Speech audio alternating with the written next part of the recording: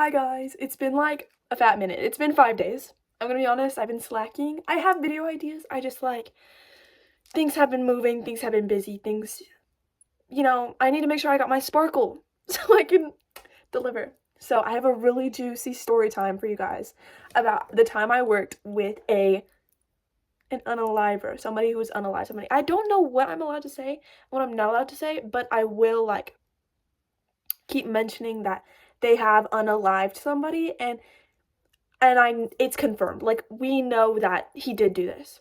Okay. So I worked last summer. Right before going into college, I worked at a summer camp. And I was a junior counselor. A junior counselor is someone who, before they're 18, it's like ages 16 to 17. They could be like turning 18 as they're working, and they're a junior counselor. So what we usually do is we have like a week with kids, then we do a lot of dishes. We do a lot of like background camp stuff. I've done it the year before. This is not my first year doing that. Like, I've done it before. So I went in already knowing people and all this stuff. So I'm gonna name drop this guy because he has a crazy ass name, and also he was a crazy person. So I worked with a group of other teenagers, and his name was Cotton. Cotton, like Cotton. Cotton, like a cotton ball. Right? He was like an average looking guy. He was tall, actually pretty tall.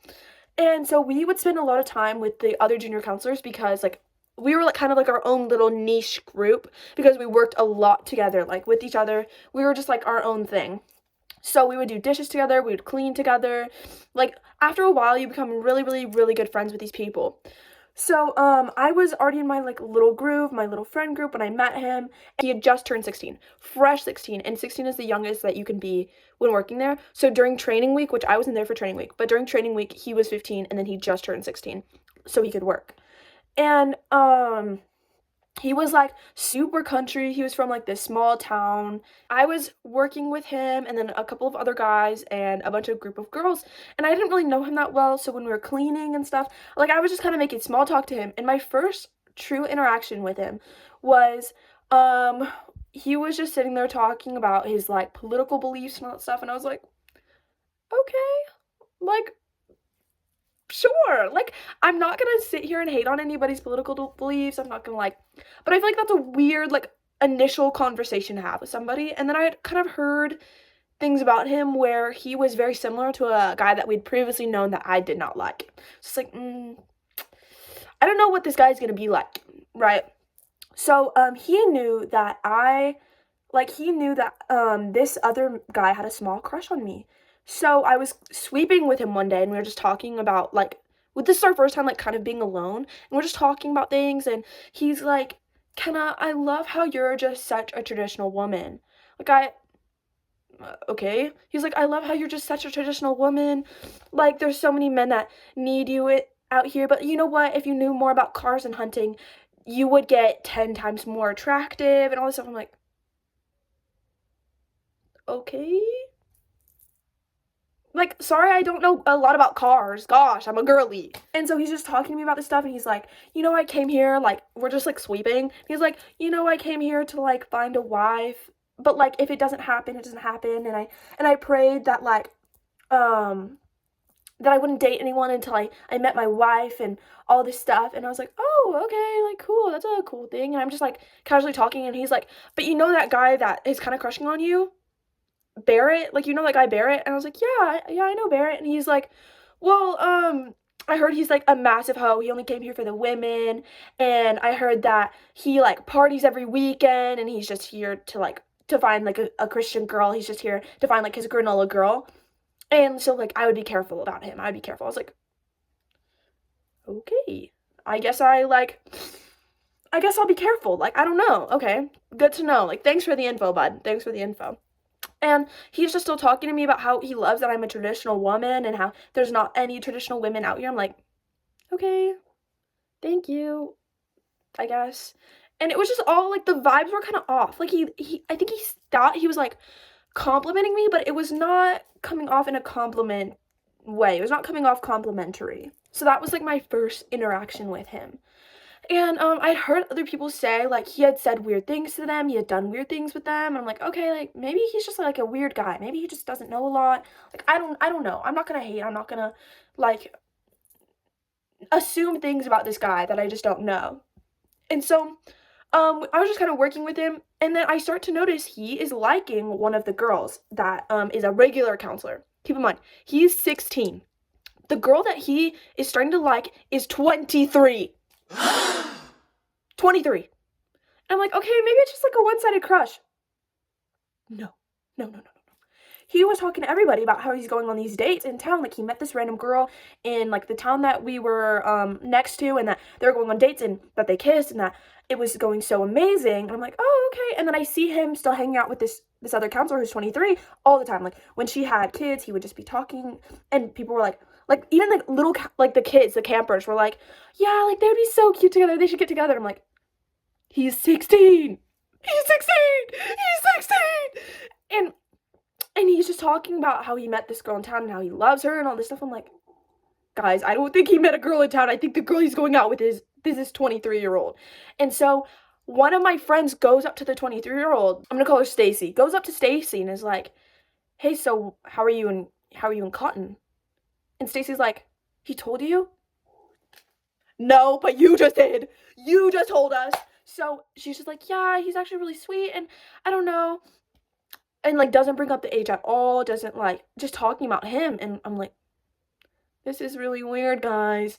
You're way too old for this. And so we're just, like, they're just talking about that, and things are kind of coming together that them two are in a relationship when he's fresh 16. And I'm like, that's really weird. So I start talking to Cotton about Stacy, and I'm like, so how are you and Stacy? And he's like, y'all should go on a double date with us. And maybe I should start matchmaking y'all two so y'all can go on a double date with us. I'm like, okay, sure, okay. And I'm just thinking this whole thing is weird, and people are sort of talking about it. And then I go up into one of our community rooms, and everyone on the floor is talking about something. They're talking about how Cotton is gonna come get them. I'm like, what are you guys talking about? We walk in and they're like, oh, Kenna, you don't know. I'm like, I don't know what. And they're like, they went on a hike the night before. Cotton and then a bunch of the other junior counselors and then our boss. But he was talking to one specific guy named Jose. I'm gonna call him Jose. Jose is not his actual name. But he was talking to Jose and was like, Jose, you like my shirt? And Jose's like, yeah, I mean, sure, I like your shirt. He's like, I unalived my first man in this shirt. I'm gonna let that sink in. He said, I unalived my first man. First. Meaning that there could be more. My first man in the shirt. And Jose's like, what? And he's like, yeah, it was some guy working on my ranch. And I pew-pewed him with my shotgun. Something I haven't talked about yet about Cotton is he's extremely racist. Like, extremely racist. He would get into yelling matches with some of my coworkers, and calling them slurs and all this stuff, and people just kind of thought he was just, like, joking. He was not joking. He was not joking. And that is a very poor thing to joke about, even if he was joking. And we all knew this, but we just kind of dealt with it because, you know, it was just this guy that we worked with. Like, there's nothing we could do about it except for talk to our bosses. But nobody wanted to go to the bosses about it yet. So he would just yell these slurs at all of our friends and all this stuff. I'm like, okay. And then when he's telling Jose this about how he pew-pewed this guy on his ranch, he used a really nasty slur to describe the man that he pew-pewed on this ranch. And Jose is, like, sitting there like, what? And he's like, yeah, but I mean, I felt threatened though. Like, I felt threatened though, so it was okay. And, you know, the sheriff came down and, like, was, like, cool with it, and I just told him everything, and then he just took the man off. He's, like, admitting to getting away with pew-pewing somebody on his ranch just because his town is racist, and his sheriff didn't question it because he felt threatened. It was self-defense. So we're all like, oh my gosh. He's, like, admitting to this to Jose. And so Jose's like, oh yeah, like, I didn't tell anybody for, like, 2 days. 2 days? I washed dishes with this guy this morning, and he was telling me about how he wanted to go on a double date with me and Barrett and him and Stacy. And and he pew-pewed somebody. He unalived them. Dead. Unalived. Like, what? And so I'm like, oh my gosh, this is crazy. We're talking to each other, and they're like, oh yeah, he has like a hit list. Ha ha ha. Like, he's gonna, like, you're just gonna look out in the forest, you're gonna see cotton on his tractor.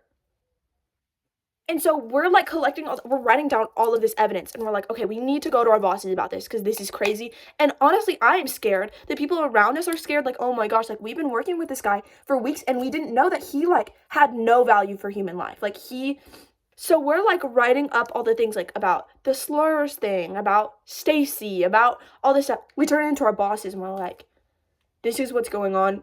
You probably can't fire him on the pew pew thing, but you can definitely fire him on the 23-year-old relationship thing, because as it's in our contract as camp counselors that we're not allowed to have relationships with the other counselors, because that's just not what we're here for. It's just that, no, like, there's no reason for it. So we're just not allowed to have relationships. It's part of the contract, and he broke that part of the contract, especially with a 23-year-old woman. And so they go and talk to him that day, and he freaks out. They like are like, you need to go. Like, you have to pack up all your stuff and get out, and you can't talk to anybody. You can't do anything. And he's like crying. He's like, please just let me talk to Stacy. Just let me talk to Stacy. And they're like, no, you need to go. So he packs up all his stuff, and we have this long road on our connecting our camp to the next town, and it's like, it takes an hour to get down because it's super bumpy. And so on that long road, he sees another one of our coworkers when he's leaving, and he writes this letter and he hands it to him and is like, you need to give this to Stacy. And it's basically a letter saying, Stacy, I love you. Don't forget about me. This is my number. Please call me. I'm sorry this happened.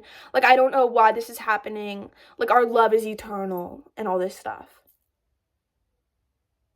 So he gives this to our coworker. Our coworker takes a picture, sends it in the group chat. Sends it in the big camp group chat. And is like, look what I just got. And then he turns it into our bosses, because of course Stacy never got it, because Stacy's getting fired as well, because they go up and they're like, Stacy, you need to go as well. She's fired. She can't talk to anybody. She can't do anything. She's just gone. And then like they're both on like higher band. So yeah, we never went on that double date.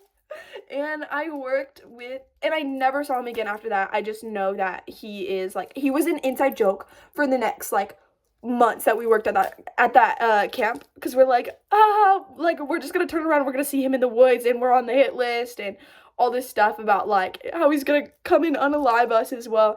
And it was like kind of traumatizing, but that was my story about me working with a unaliver. So yeah, that's my little juicy story time of the day. Mwah.